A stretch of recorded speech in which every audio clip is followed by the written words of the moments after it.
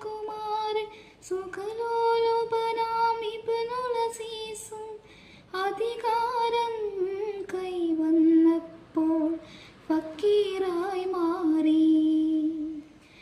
ഒരു കിഴവി അവരുടെ വീട് പുനർനിർമ്മാണം ചെയ്യാനായി ഒരു ദിവസം ഉമറിൻ വീട്ടിൽ വന്നവർ ചൊല്ലുകയാ,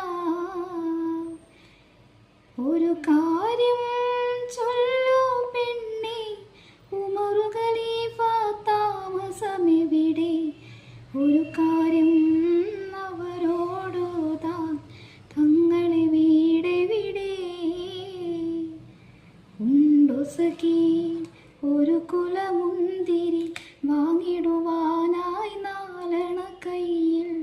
ഉണ്ടു പ്രിയേ കൽബിലൊരാശ മുന്തിരി തിന്നിട